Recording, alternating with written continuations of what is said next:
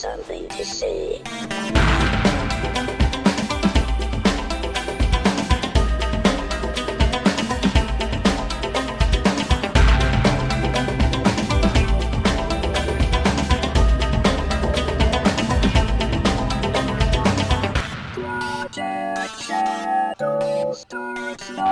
Hello everyone, how are you doing today?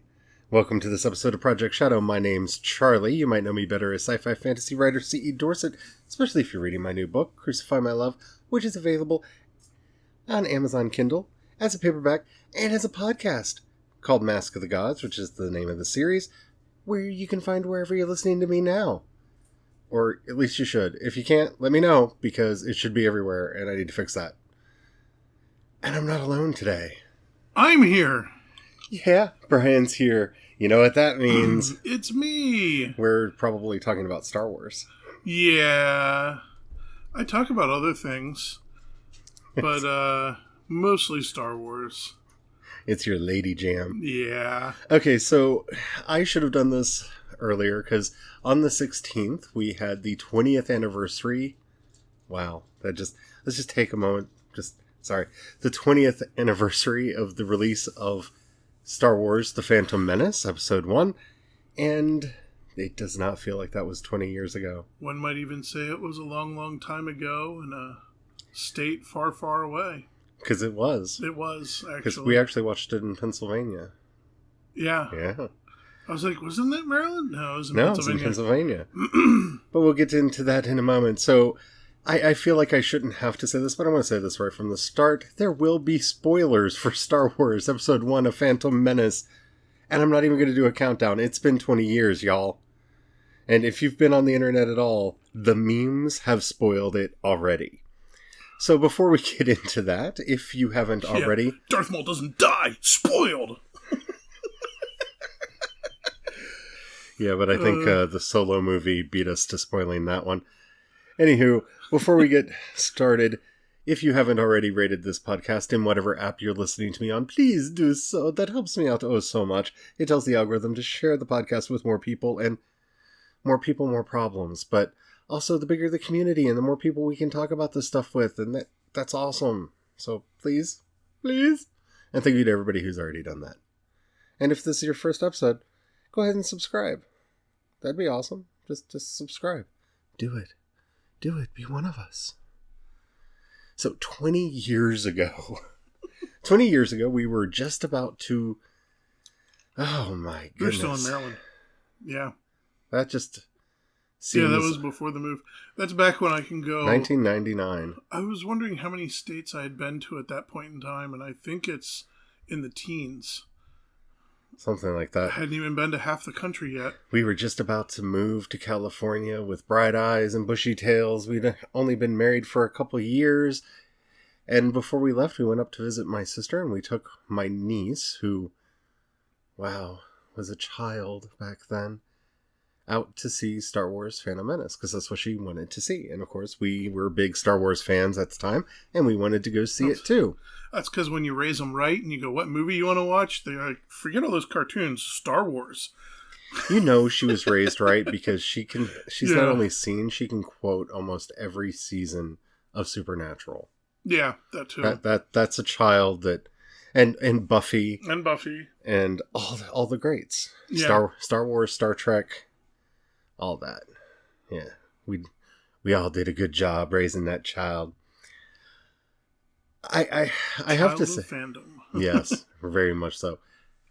I have to say that one of the things that's always fascinated me about Episode 1 is how opinion has changed over the years. I think that's really the only constant thing, because I remember when it came out, there were probably a few people who didn't like it, but a lot of the early reviews that I remember reading, and most of the people that I knew that had gone to see it, liked the movie.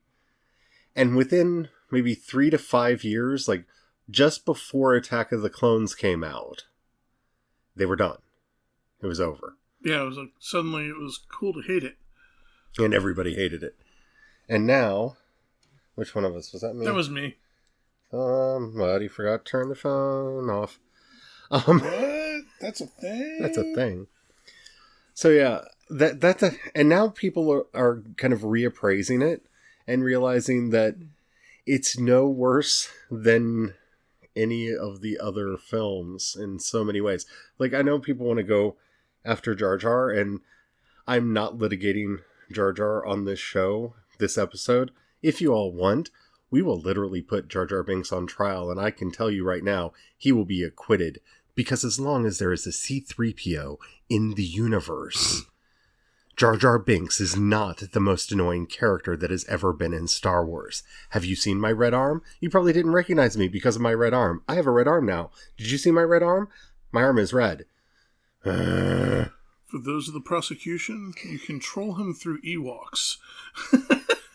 Which is another way of proving that, like, Jar Jar isn't that annoying. Yeah, because then you have the Ewoks. You have the Ewoks, and we all love the Ewoks, but that's because we were little kids and we saw it, and the Ewoks were awesome. No, let's be honest. I love the Ewoks because I was a little kid. I love the Ewoks because of that stupid movie with the Gorax. The Gorax was creepy, and I loved the Gorax. Awesome. And that horrible crystal spider thing. Uh-huh. That's the only thing that made me ever like the Ewoks. Yep. Because Ewoks are evil little half-Wookiees that never should have been. Yep. That's how I stayed up to New Year's Eve one year. We were watching that. It wasn't that I was staying up to make it to New Year's Eve. No, I was a little kid. We were watching Ewok movies. And it happened to make it past New Year's Eve because of that. And then I was running around screaming Gorax. And the parents didn't understand exactly what was going on. They just were like, he got into the sugar, apparently. He's still up. He's running around. He's screaming about Gorax. Isn't it supposed to be Happy New Year? No, Gorax. Gorax was freaky, man. Yeah. But that's for the Ewok Adventures episode. We were talking about the Phantom Menace.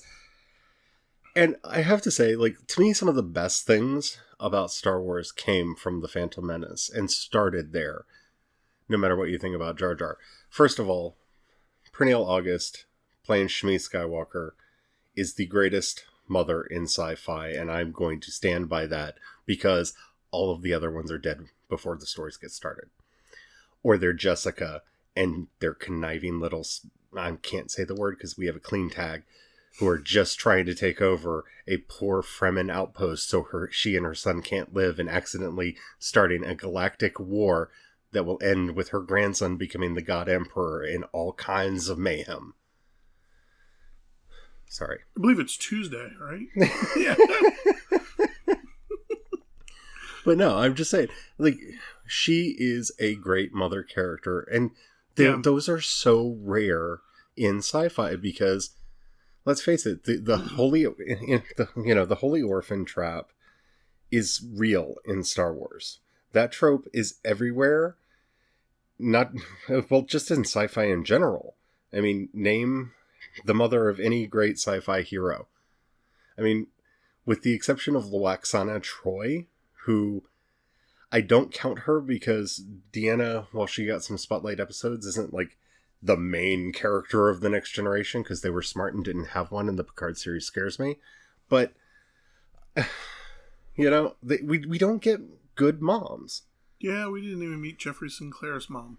No, I mean, we don't really get a lot of mother characters. And I think that something needs to be pointed out about that we not only meet her, but that given the circumstances of her life and the character that they gave her, she is sympathetic, she wants what's best for her child, and she does what she has to do to survive. That, without becoming Jessica and starting in a whole thing. Being the accidental mother of Darth Vader is much more the Jedi's fault than Shmi Skywalker's. Yeah. Because the Jedi have problems. And that's the other thing that I love about this. The Jedi are not the good guys. Yeah. Yeah, this starts out pointing at the issues behind the Jedi and why someone like Palpatine could rise to power and take over everything and how easily he could do it. And it's like, this is why, because they were arrogant, they were blinded by that, and so uncaring. Just the apathy. Uncaring. Yeah, they were disconnected. I mean, when Qui-Gon says, honestly, we didn't come here to free slaves. I'm like, you're a freaking Jedi, man. No, you're supposed to right injustices. There's an injustice right in front of you. And you just couldn't care because it's not in your current mandate. Yeah. Really? Like, I mean, that's like one of the best signs of some of the early problems with the Jedi Order that come to fruition throughout the prequel trilogy is just the sheer apathy. And you see this also with Obi-Wan when he finds out that they're going to take Anakin with them, and he says, and I quote, "I guess that means we're picking up another worthless life form." Well, even before that, you got the moi, I speak, and you got the just because you can speak does not mean you're intelligent. You know, it's like, dude, that's pretty harsh. You know, the Jedi were the drag queens of the galaxy far, far away. I'm serious, man. Nobody can cut somebody like a Jedi. Look at Yoda, look at Mace Windu. I mean, Mace Windu is just like serving fierce burns in almost every sentence he says. Yeah. Like, he just needs a little eyeliner, some contouring, and a wig. I mean, just watch him in Boss Nass. I mean... Boss Nass is the ultimate drag queen. Yeah, but they're back and forth. They were in a library. Oh, the reading room was open. The reading room was open. Okay, so to talk about something, I don't know, maybe petty or small, but it just really had a major impact on me. Or the biggest impact was actually the grass. I know it's a funny thing to be like, oh no, I lived through this entire movie, like, grass. But when this came out, this was like supposed to be a front runner, cutting edge, you know, technology and change the look of movies, and it did, and there was so much stuff that looked so amazing, but the grass looked fake. Like all George Lucas movies, it was pushing the technology. Yeah. It was pushing everything looked so amazing, but I couldn't get over how fake and bad the grass looked. And, like, it really bothered me. And it really did. It really did. He didn't rant about anything in that movie except for the grass. Except for the grass. I loved everything else. You know, big hugs for Jar Jar, big hugs for Darth Maul. You know, oh, I love Darth Maul. Big hugs for Kitty Anakin. I mean, big hugs for all of it. But, yeah, even the yippee. But the freaking grass. And, like, at that point in time, I'd been all over the East Coast. I'd been all over, you know, been through, you know, been to Tennessee, been to Kentucky, Missouri, Oklahoma, Texas. You know, I skipped Arkansas at that point in time. Because you were lucky and fortunate and the gods loved you. Arizona. I'd been around a lot of the country. Never saw grass like that until we moved to California. And we went down to Hayward. We went down to Hayward. It was I guess, winter there, and we got to see the grass, because winter there is just like in the Bay Area, it's a lot of rain, like 3 months of rain, and then it stops, and you're in Naboo. Everything is that green. Everything is that green. The grass. So then, like, of course, several years later, I had to go, I get it now. The animators were all from around here. They think this is what grass looks like. Most of the country, it does not look like that. Oh, that is the hills between Oakland and Dublin? Yeah, the hills of the Bay Area. If you've never been and you wonder in end of winter, going into spring, that is what the grass looks like out there. It is so spectacularly realistic looking for such a specific region of the country. It is so vividly green, you feel like you're in a CGI environment. Yeah, you do. You feel like you're like, man, how do they do green screen out here at this? Like, it's like green screen, but it's just naturally grass. It's crazy. It is. And so, yeah, that was, like, I know it's weird that grass is one of the... No, because that's one of the things that bothered me a lot when I saw it, too, because everything else, like, you think about the swamps and how well the swamps were color balanced and really looked like what you expected a swamp to be like, or the cityscapes and ... And then you get... to the grass. To the grass. And the grass was so vibrantly green. In Naboo, and it was like, what? Yeah. What are you thinking? And it was, yeah.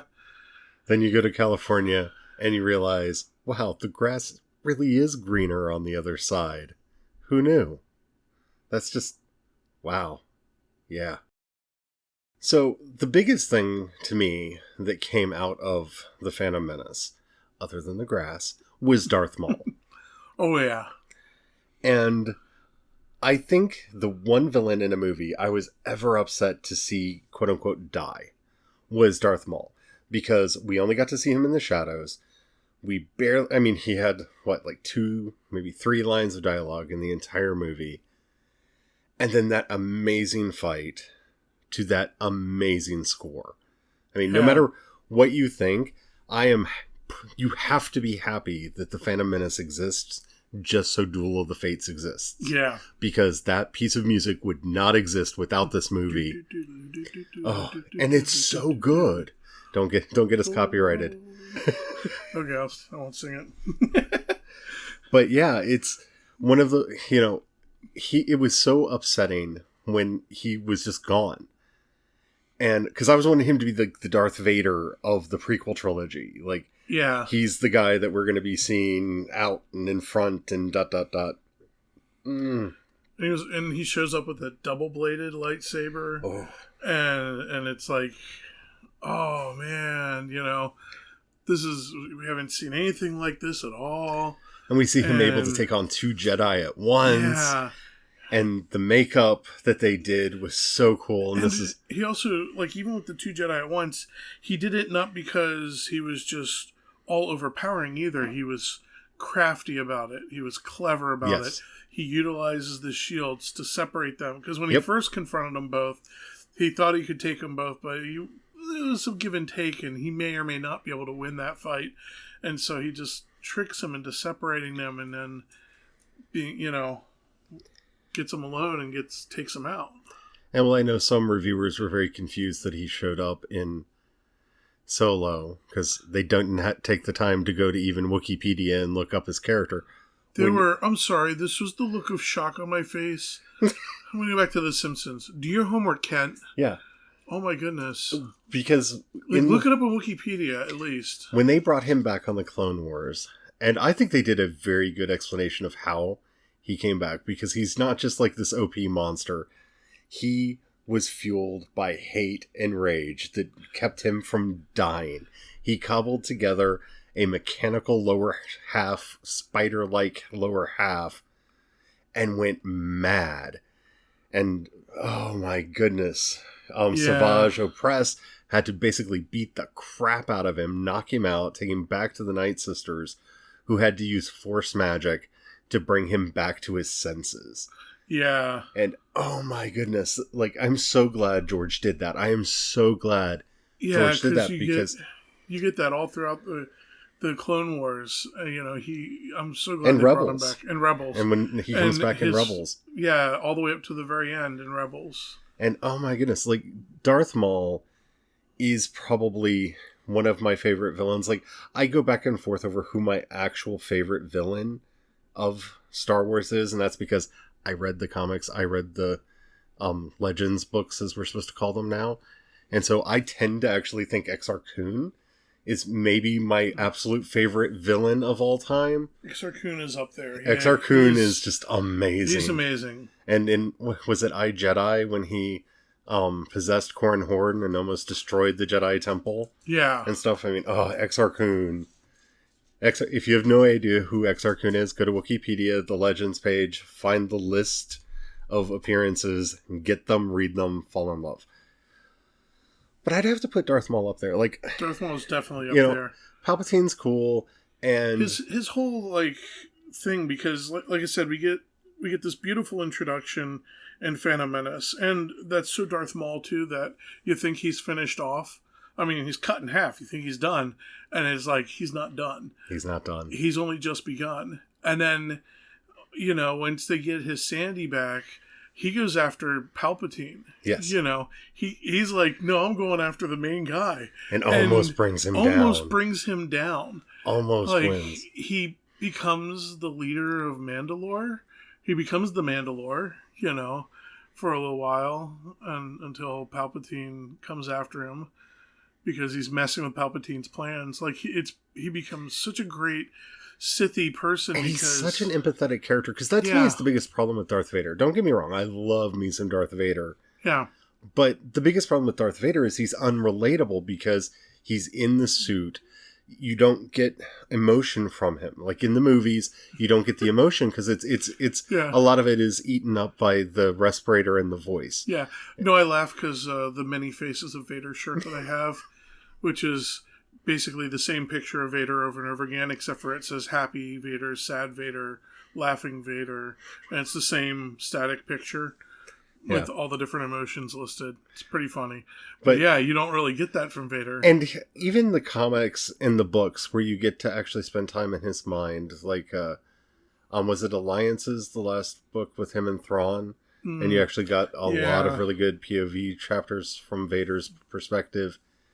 And Dark Lord of the Sith, Lords of the Sith, where you also got some good chapters from Vader's perspective. He's so unrelatable because he is a creature of hate. I mean, he's just pure hate.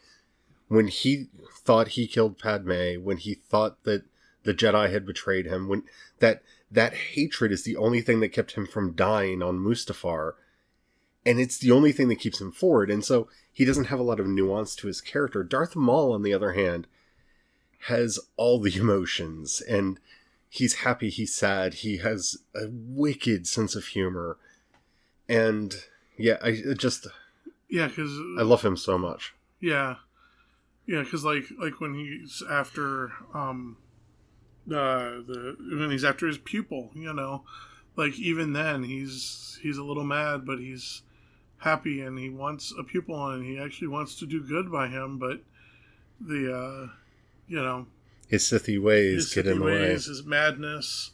And I have to say, my love for Darth Maul really made it hard to watch Supergirl this season because I'm blanking on the character's name, but what's his name? Like Agent Justice or whatever. The villain. Oh, yeah. The villain for this season is played by the voice actor who did Darth Maul from Rebels.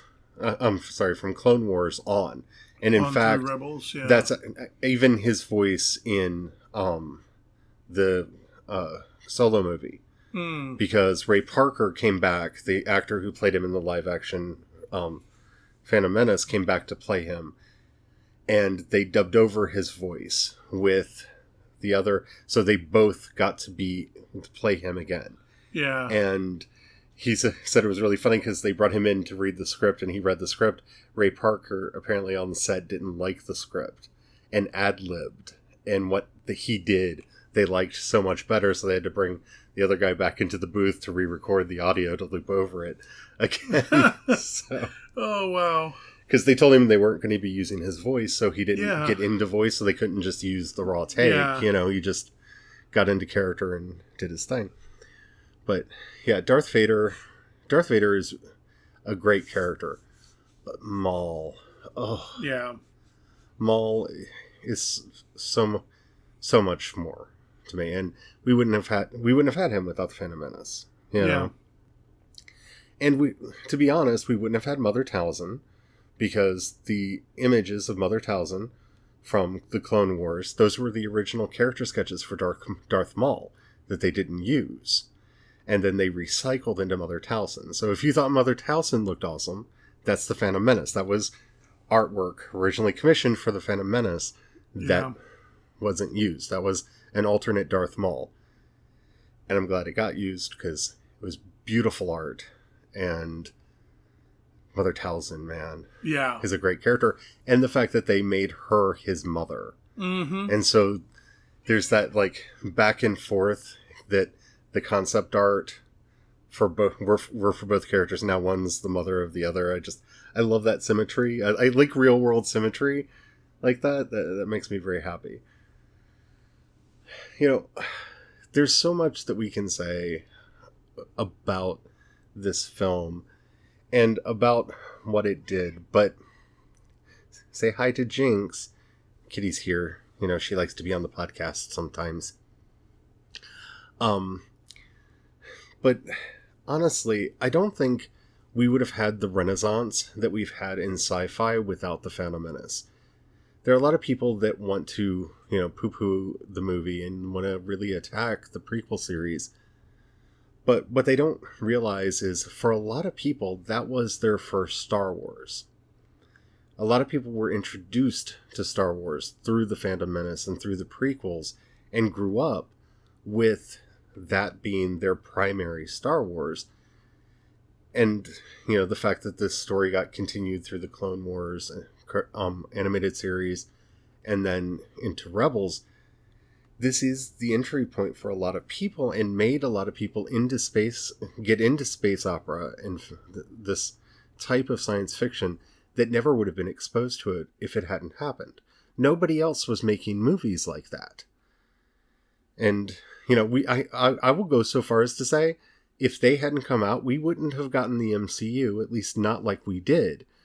Because George Lucas was able to prove with that trilogy that you could spend a lot of money. And he spent a lot of money making those movies that were primarily special effects based, that told an intricate, interwoven story and make billions of dollars. Yeah.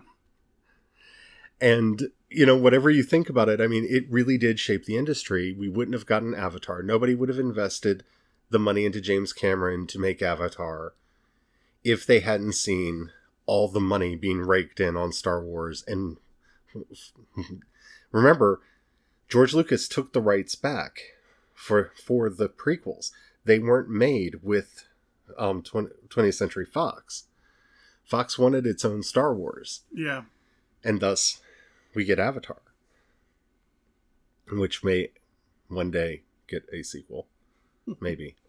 I'll believe it when I see it. They keep pushing it off. Also, without Phantom Menace, one of the most fun Battlefront arenas wouldn't be. That's the Naboo one. He's talking about the old school Battlefront, not the new one. Yeah, not the new one. Old school Battlefront. Sorry, OG. I'm OG. Yeah, the Naboo Battlefront. Yeah, sweet. Yes, it really was. It was a lot of fun. And we wouldn't have gotten some of the crappiest video games ever made, but that were better than Star Wars Terras Kasi, which I have to say we need to do an entire episode on sometime, because every time I bring it up, people are like, gosh. People are like, they did what? Yeah, they'd made a Star Wars fighting game. Yeah. They actually did that. That was the thing. Yeah. And let's be honest. It was no Mortal Kombat. It was no Mortal Kombat. But let's be honest.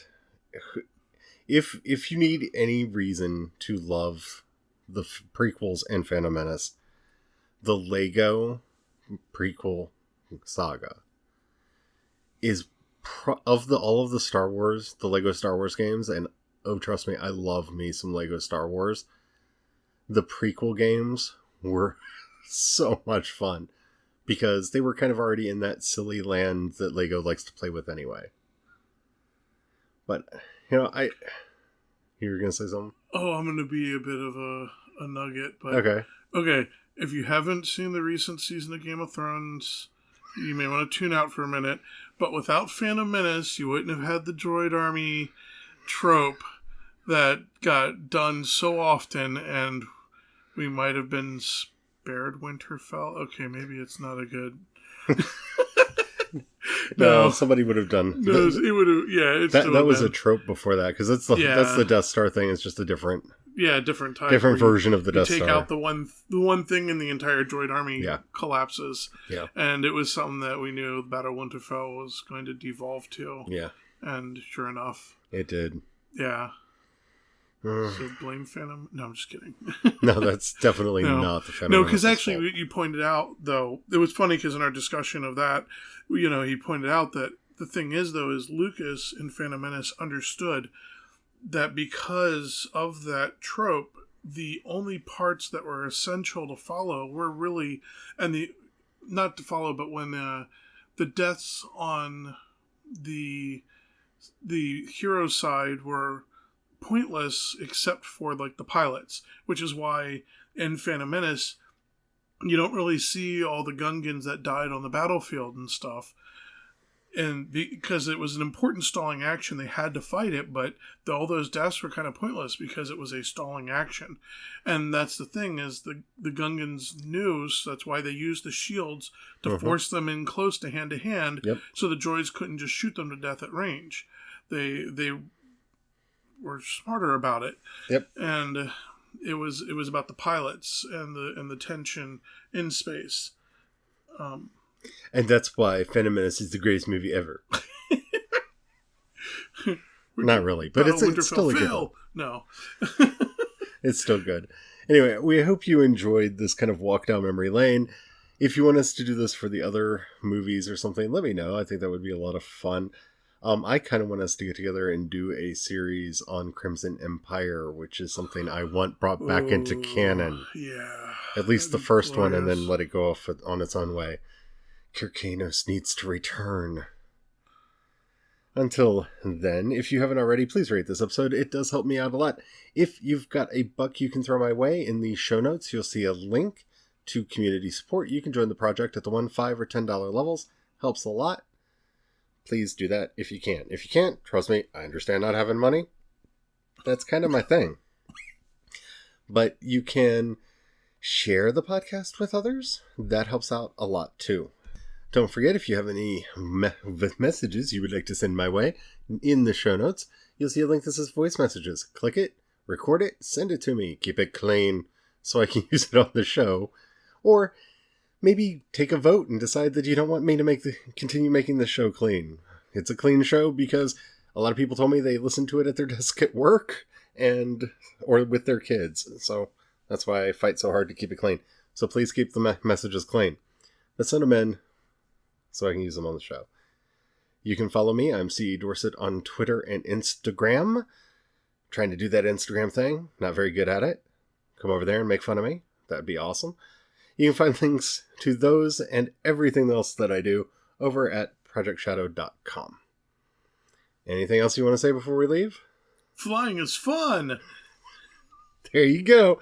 Until next time, I'm Charlie. I'm Brian. And don't forget to have the fun.